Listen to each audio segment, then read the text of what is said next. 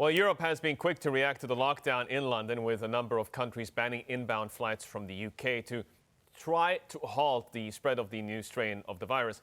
Germany, which is in the middle of a delicate Brexit negotiation, is among those to halt arrivals from Britain. France has suspended inbound travel for 48 hours. Ireland has jumped on the bandwagon.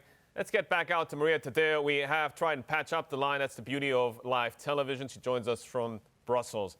Maria, again, talk me through what kind of forces are at play this morning on the ground over there. Yes, well, Yusuf, you've seen very swift action, as you said, in 24 hours. A growing number of European countries, including all of the major big ones, Italy, Spain, that remain the only exception, I would say, but Italy, Germany, France, and so on, deciding they're going to restrict the access of UK travelers into the European continent. Spain, as I mentioned, is the only big exception at this point, and they say that, if anything, the reaction to this needs to be coordinated at a European level. If every country decides to take European action and ignore that to unilateral action, then you're going to see big disruptions on air traffic. And this is a time of the year that, of course, is always very busy. There's people trying to make it back home. Now, the Europeans are saying that they're taking these measures and they're taking action because they were concerned about that press conference that the Prime Minister gave on Saturday, in which he said, we have identified a new version of the virus that spreads much quicker, and that triggered many alarms in Europe. They say that they didn't get the data that they needed, and they're doing this as a precautionary measure to say, well, if you're putting your big cities on lockdown, then we need to do everything that we can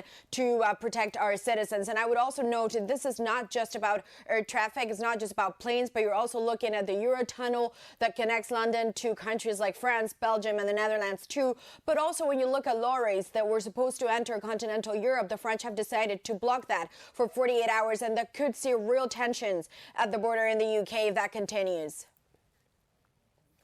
Just a line hitting the Bloomberg, another country getting on the list of those that are restricting, suspending, or completely halting flights from the UK. India is to suspend flights originating from the United Kingdom until December 31. So another important player in global aviation deciding to put this one on the back burner there. Maria, just one more follow on the impact all of this is likely to have on the Brexit discussions.